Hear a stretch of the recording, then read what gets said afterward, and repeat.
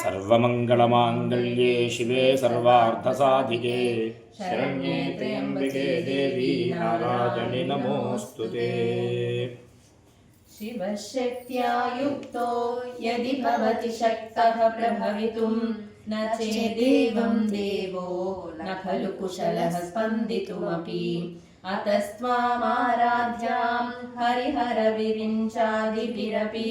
प्रणन्तुं स्तोतुं वा कथमकृतपुण्यः प्रभवति। तनीयां सम्पांसुं तव चरणपङ्केरुहभवं विरिञ्चिः सञ्चिन्वन् विरचयति लोकानविकलम्। वहत्येनं शौरिः कथमपि सहस्रेण शिरसां हरः संक्षुध्यैनं भजति भसितो धूलनविधिम्। अविद्यानामन्तस्तिमिरमिहिरद्वीपनगरी जडानां चैतन्यस्तवकमकरन्दश्रुतिचरी। दरिद्राणां चिन्तामणिगुणनिका जन्मजलपौर्णिमाज्ञानं दंष्ट्रा मुररिपुवराहस्य भवति। तदन्यः पाणिभ्यामभयवरदो दैवतगणः त्वमेका नैवासि प्रकटितवराभीत्यभिनया। भयात्रातुं दातुं फलमपि च वाञ्छासमधिकम् शरण्ये लोकानां तव हि शरणावेव निपुणौ। हरिस्त्वामाराध्या प्रणतजनसौभाग्यजननीं पुरा नारी भूत्वा पुररिपुमपि क्षोभमनयत्। स्मरोऽपि त्वां नत्वा रतिनयनलेखेन वपुषा मुनीनामप्यन्तः प्रभवति मोहाय महताम्। धनुः पौष्पं मौर्वी मधुकरमयी पञ्चविशिखा वसन्तः सामन्तो मलयमरुदा योधनरथः। तथाप्येकः सर्वं हिमगिरिसुते कामपि कृपाम् अपाङ्गते लब्ध्वा जगदिदमनङ्गो विजयते। क्वणत्काञ्चीदामा करिकलभकुम्भस्तनता परिक्षीणा मध्ये परिणतशरश्चन्द्रवदना। धनुर्बाणान् पाशं श्रुतिमपि दधाना करतलैः पुरस्तादास्तान्नः पुरमधिदुराहो पुरुषिका। सुधा सिन्धोर्मध्ये सुरविटपि वाटी परिवृते मणिद्वीपे नीपो पवनमति चिन्तामणिगृहे। शिवाकारे मञ्चे परमशिवपर्यङ्कनिलयां भजन्ति त्वां धन्याः कतिचन चिदानन्दलहरीं। महीमूलाधारे कमपि मणिपूरे हुतवहं स्थितं स्वाधिष्ठाने हृदि मरुतमाकाशमुपरि। मनोऽपि भ्रूमध्ये सकलमपि भित्त्वा कुलपथम् सहस्रारे पद्मे सहरहसि पत्या विहरसे। सुधाधारासारैः शरणयुगलान्तर्विकलितैः प्रपञ्चं सिञ्चन्ति पुनरविरसाम्नाय महसः। अवाप्य स्वाभूमिं भुजगणिभमध्युष्टवलयं स्वमात्मानं कृत्वा स्वविशिकुलकुण्डे गुहरिणी। चतुर्भिः श्रीकण्ठैः शिवयुवतिभिः पञ्चभिरपि प्रभिन्नाभिः शम्भोर्नवभिरपि मूलप्रकृतिभिः। चतुश्चत्वारिंशद्वसुदलकलाशत्रिवलयां त्रिरेखाभिः सार्धं तव चरणकोणाः परिणताः। त्वदीयं सौन्दर्यं तुहिनगिरिकन्ये तुलयितुं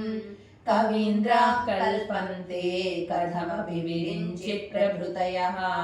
यदा लोकौत्सुक्यादमरललना यान्ति मनसा तपोभिर्दुष्प्रापामपि गिरिशसायुज्य पदवीम्। नरं वर्षीयांसं नयनविरसं नर्मसुजडं तवाम्पाङ्गालोके पतितमनुधावन्ति शतशः। गलद्वेणीबन्धाः कुचकलशविस्रस्तसिचयाः हठात्युट्यत्काञ्चो विगलितदुकूला युवतयः क्षितौ षट्पञ्चाशद्विसमधिकपञ्चाशदुदके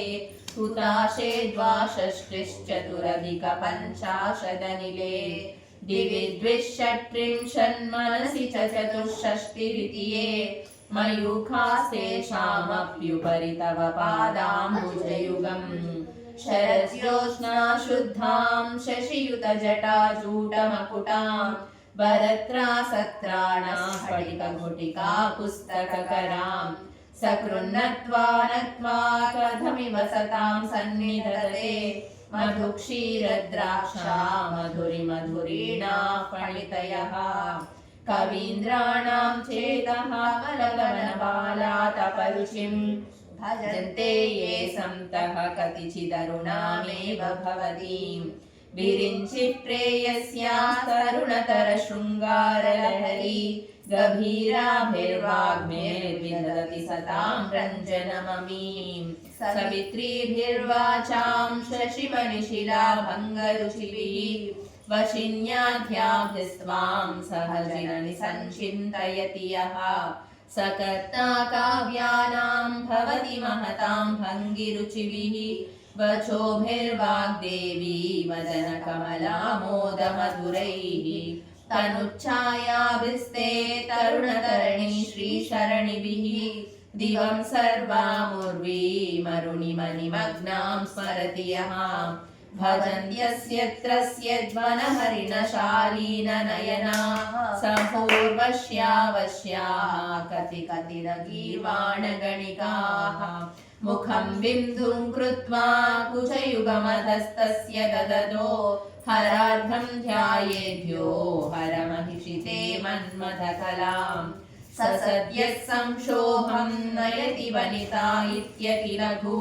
त्रिलोकीमप्याशु भ्रमयति रवीन्दुस्तनयुगां किरन्तीमङ्गेभ्यः किरणनिकुरुम्बामृतरसं रुदित्वा माधत्ते हिमकरशिलामूर्तिमिव यः ससर्पाणां दर्पं शमयति शकुन्ताधिप इव ज्वरप्लुष्टान् दृष्ट्या सुखयति सुधाधारसिरया तटिल्लेखातन्वीं तपनशशिवैश्वानरमयीं ऋषण्णां षण्णामप्युपरि कमलानां तव कलां महापद्माटव्यां रुदितमलमायेन मनसा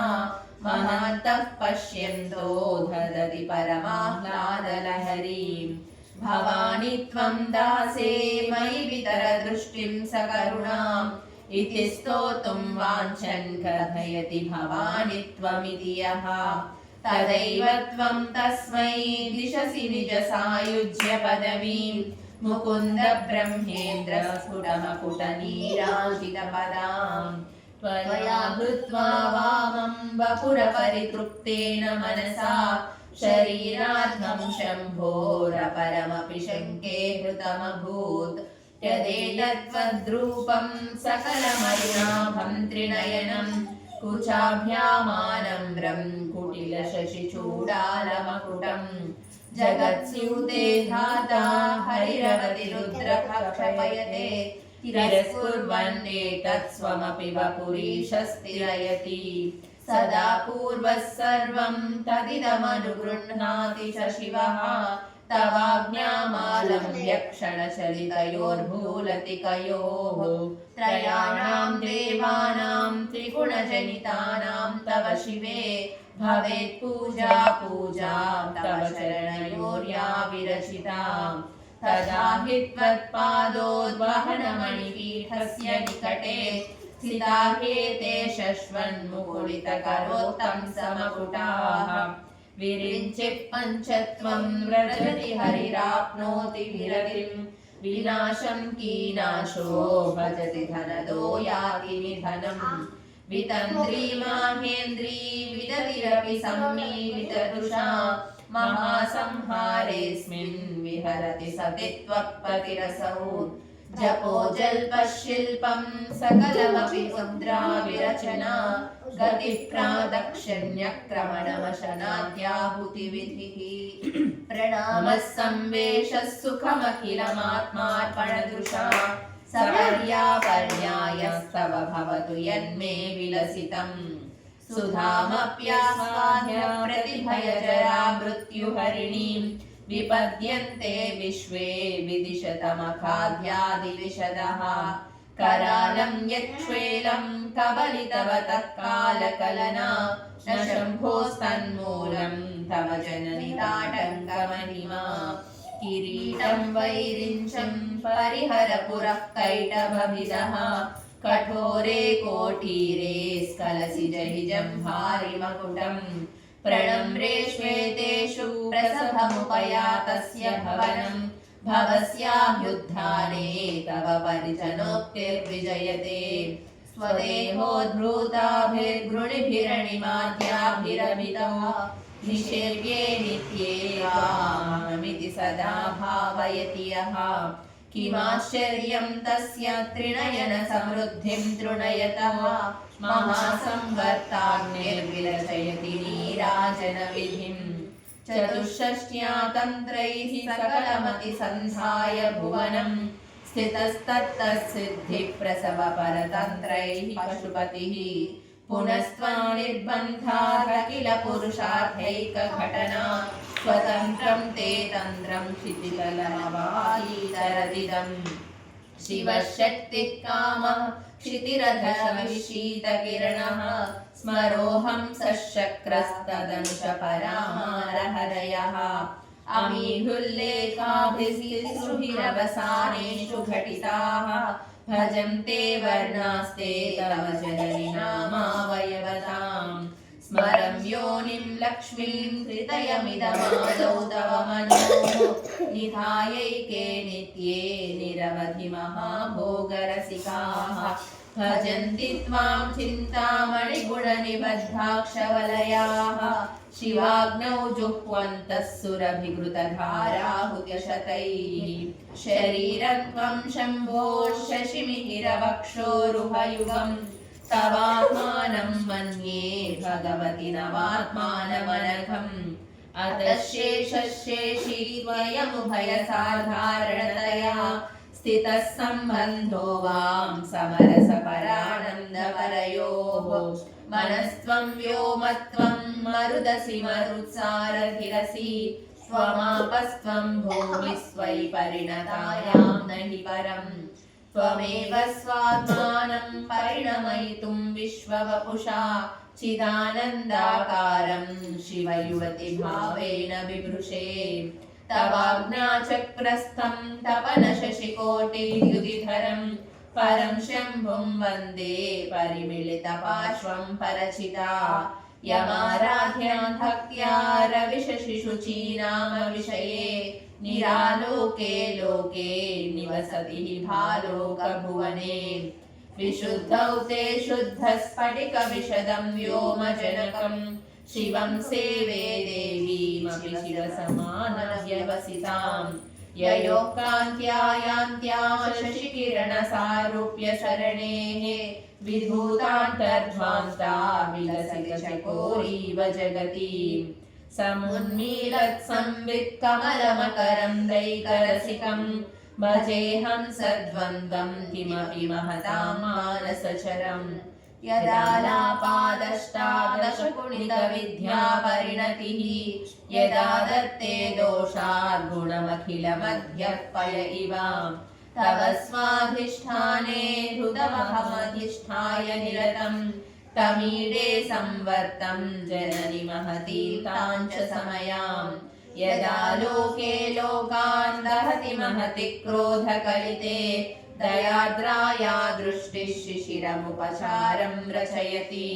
तटिस्वन्तं शक्त्या तिमिरपरिपन्थिं स्फुरणया स्फुरन्नानारत्नाभरणपरिणतीन्द्रधनुषम् तव श्यामं मेघं ममपि मणिपूरैकशरणं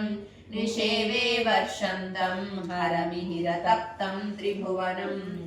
तवाधारे मूले सहसमयया लास्यपरया नवात्मानं मन्ये नवरसमहाताण्डवरते नटम् उभाभ्यामेताभ्यामुदयविधिमुद्दिश्य दयया सनाथ्याभ्यां जङ्गे जनकजननीमज्जगदिदम्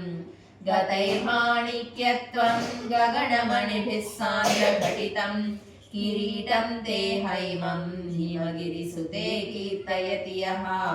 स नीडे यच्छायां स्फुरणशबलं चन्द्रशकलं धनुःशौणासीरं किमितनिबध्नाति दिशणां धनोतुध्वान्तन्नस्तुलितदलितेन्द्रीवरवनं घनस्निग्धं श्लक्ष्णं शकुरनिकुरुम्बं तव शिवे यदीयं सौरभ्यं सहजमुपलब्धं सुमनसो वनस्यस्मिन् मन्ये बलवधनवाटी विटपिनां तनोतु क्षेमन्नस्तव वदन सौन्दर्यलहरी परिवाहस्रोतः सरणिरिव सीमन्तसरणिः वहन्ती सिन्दूरं प्रबलकवरी भारतिविरामृदैर्बन्दीकृतमिव नवीनार्ककिरणम्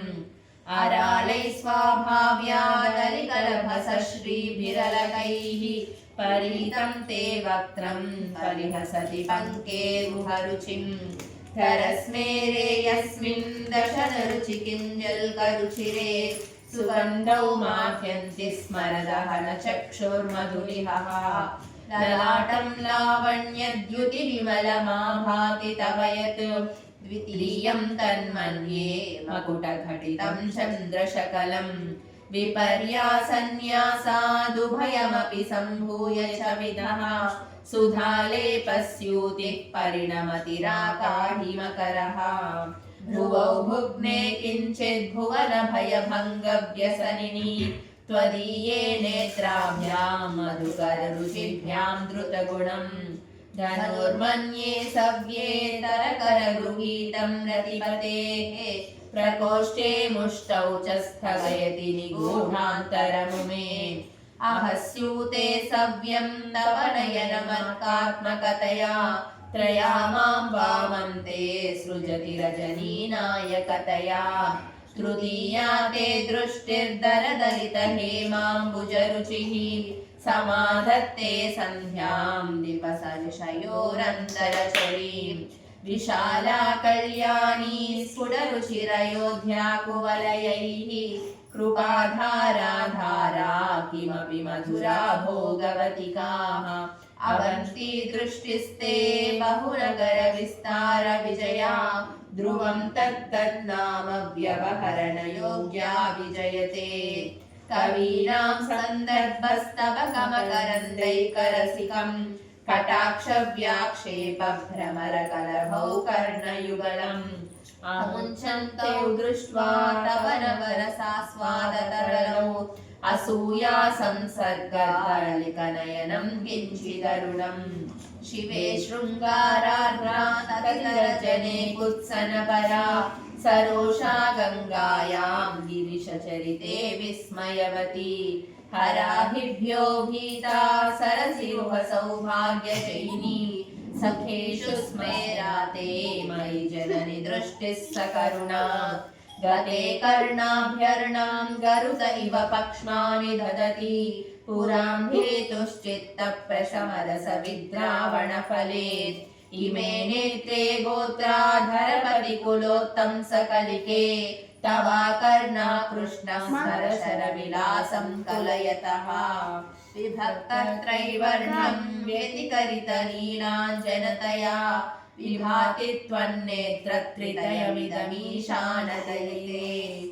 पुनः स्रष्टुं देवान् द्रुहिणहरिरुद्रानुवरतान् रजसत्त्वं बिभ्रत्तमयति गुणानां त्रयमिवां पवित्रीकर्तुन्नः पशुपतिपराधीनहृदये दयाभित्रैर्नेत्रैररुणधवलश्यामरुचिभिः न दशोणो गङ्गा तपनतनयेति ध्रुवममु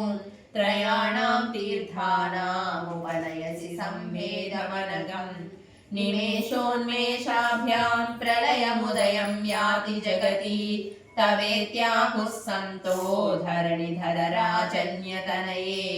त्वदुन्मेषा जातं जगदिदमशेषं प्रलयतः परित्रातुं शङ्खे परिहृतनिमेषां सदृशः तवापर्णे कर्णे जपनयनपैशून्यचकिताः निलीयन्ते तोये नियतमनिमेषाश्रपरिकाः इमं च श्रीर्बन्धच्छदपुटकवाटं कुवलयः जहाति प्रत्यूषे निशिछ विघटय्य प्रविशति दृशाभ्राग्रीयस्यादरदलितनीलोत्पलरुचा दवीयां संदीनं स्नपय कृपया मामपि शिवे अनेनायं धन्यो भवति न च देहायिर्यथा वने वा हर्म्ये वा समकरनिपातो हिमकरः अराळं ते पाळीयुगलमगराजन्यतनये न केशामाधत्ते कुसुमशरकोदण्डकुतुकम् तिरश्चीर्णो यत्र श्रवणपथमल्लङ्कविलसन् अपाङ्गव्यासङ्गो दिशति शरसन्धानधिषणाम् स्फुरद्गण्डभोगा प्रतिफलितताटङ्कयुगलम् चतुश्चक्रं मन्ये तव मुखमिदं मन्मथरथम् यमारुह्य द्रुह्यत्यवनिरथमार्केन्दुचरणम् महावीरो मारः प्रमथपतये सज्जितपते सरस्वत्या सूक्तिरमृतलहरी कौशलहरीः पिबन्तौ शर्वाणि श्रवणचुडुकाभ्यामविरलाम् चमत्कारश्लाघाचरितशिरसः कुण्डलगणो झणत्कारैस्तारैः प्रतिवचनमाचष्ट इव ते असौ नासा वंशस्तु हिलगिरिवंशध्वजपटी त्वदीयो नेदीयः फलतु फलमस्माकमुचितम् वहत्यन्तर्मुक्ताश्वैरकरनिश्वासगलितम् समृद्ध्या यत्तासां बहिरपि च मुक्ता मणिधरः प्रकृत्या रक्ताया सवसुदन्तच्छदरुषेः प्रवक्षे सादृश्यं जनलयुफलां विद्रुमलता न बिम्बं तद्बिम्बं प्रतिफलनरागादरुणितं तुलामध्यारोढुं कथमिव विलज्जेत कलया स्मितज्योत्स्नाजालं तव वदनचन्द्रस्य पिबतां चकोराणामासीदतिरसया चञ्चुजडिमा अतस्ते शीतांशोरमृतलहरीराम्लरुचयः पिबन्ति स्वच्छन्दं निशिनिशिवृशं काञ्चिकधया अविश्रान्तं पत्युर्गुणगणकथा व्रीडनजपा जपा पुष्पच्छाया तव जननि जिह्वा जयति सा यदग्रासीनायाः स्फटिकदृशदच्छच्छविमयी सरस्वत्या मूर्तिः परिणमति माणिक्यवपुषाः प्रणेजत्वा दैत्यानपहृतशिरस्रैकवचिभिः निवृत्तैः षण्डांशागिरिपुरहर निर्माल्य विमुखैः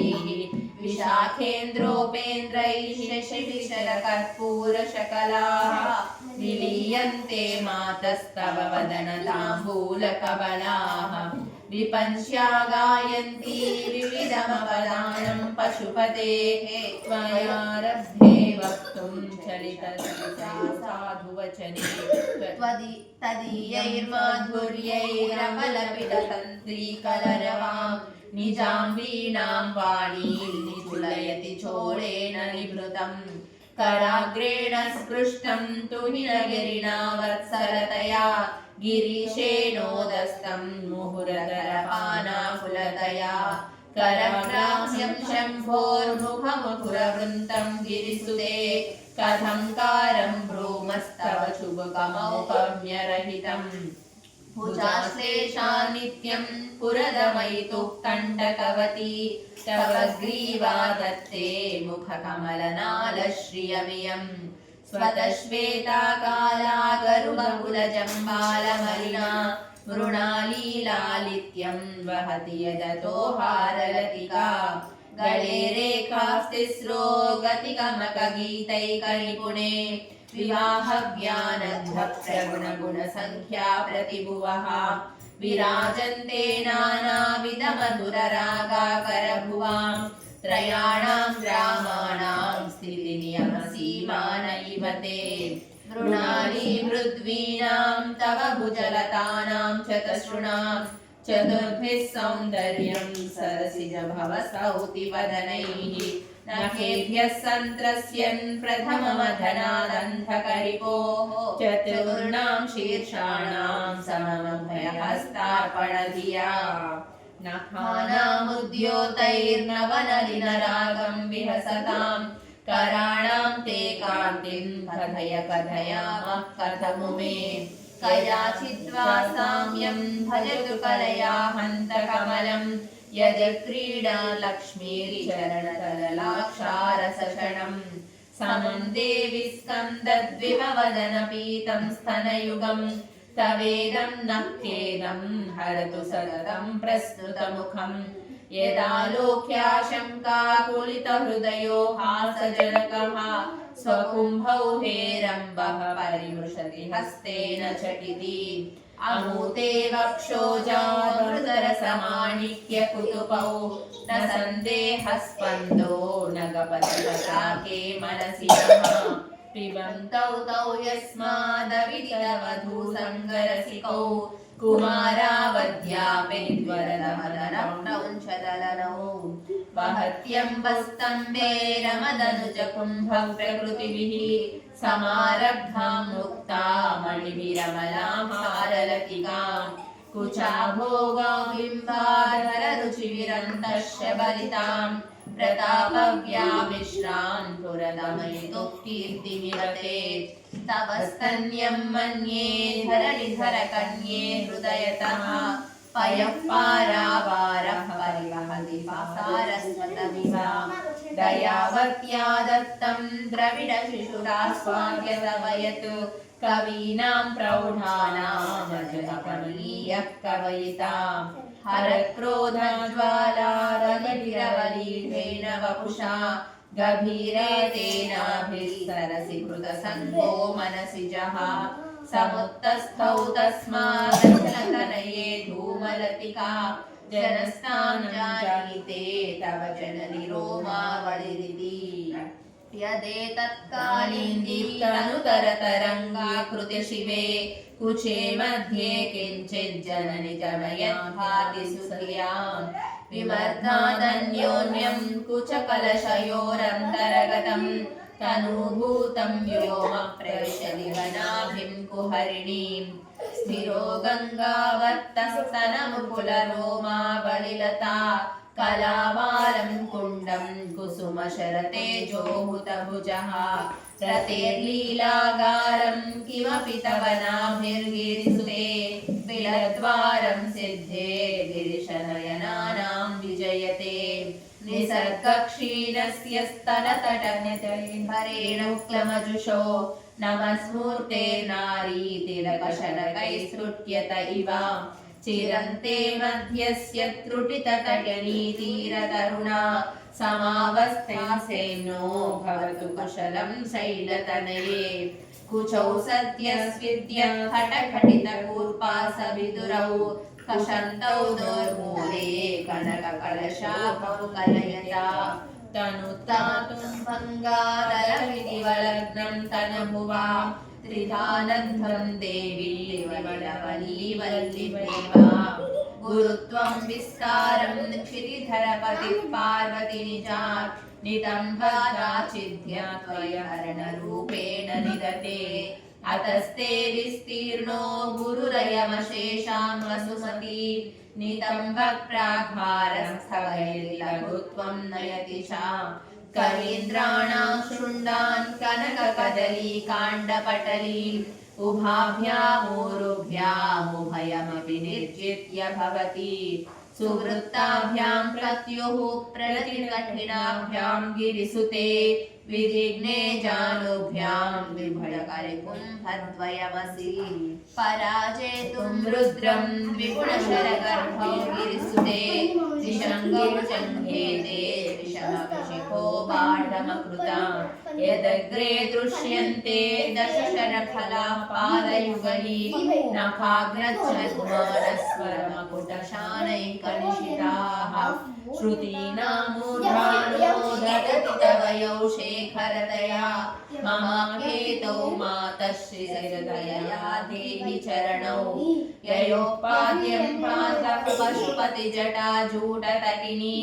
ययोर्लाक्ष्या लक्ष्मीररुणचलचूडामणिरुचिः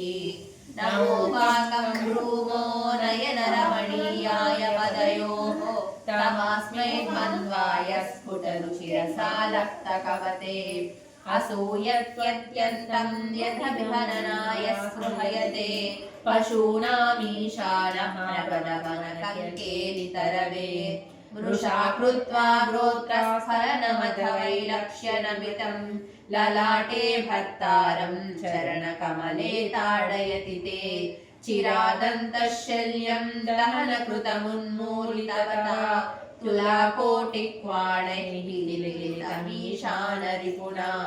हिमानी हन्तव्यं हिमगिरिनिवासैकचतुरे निशायां निद्राणां निशिचरमभागे च विशदौ वरं लक्ष्मीपात्रं श्रियमगिसृजन्तौ समयिनां सरोजं त्वत्पादौ जननि जयतश्चित्रमिह किं पदं ते कीर्तीनां प्रपदमपदं देवि विपदां कथं नीतस्तद्भिः कठिनमठीकर्परतुलां कथं वा पाणिभ्यामुमयमनकाले पुनरुलां यदादायस्तं दृशति दयया नयेन मनसा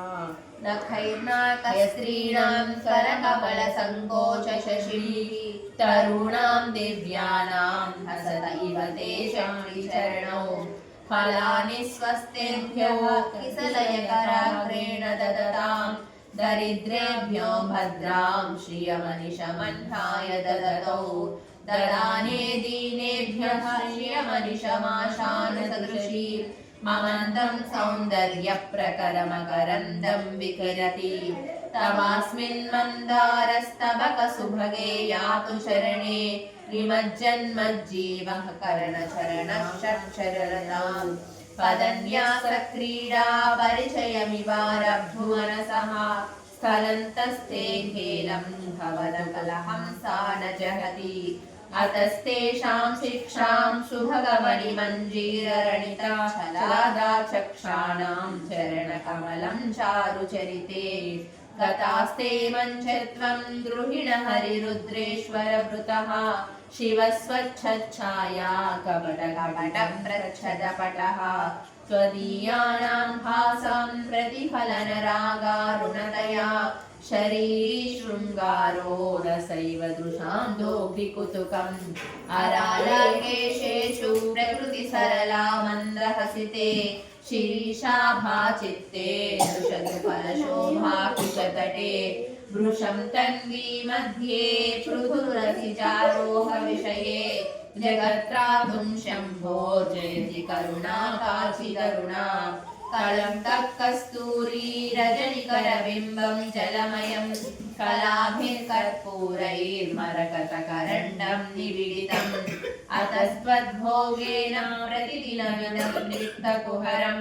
विधिर्भूयो भूयो निविडयति नूनं तव कृते पुरारातेरन्तः पुरमति ततः स्वच्छरणयोः सपर्यापर्याया तरलकरणानामसुरहा तदा ह्येते नीता शतमखमुखा सिद्धिमतुलां तव द्वारोपान्तस्थितिभिरणिमाद्या विरमराः करालं वैधात्रं यतिकरितजल्देन कवयः श्रियो देव्या देवा न भवति पतिः कैरपि धनैः महादेवं हित्वा तपसति सती नाम चरमे कुचाभ्यामासङ्गः पुरवकतरोरप्यसुलभः गिरामाहुर्देवीं द्रुहिणगृहिणीमागमविदो हरे पत्नी पद्मां हरसहचरीमन्त्रितनयां तुल्यातापि त्वं दुरधिगमनीव महिमा महामाया विश्वं भ्रमयति परब्रह्ममहिषी तदा काले मातः करयकरितारक्तकरसं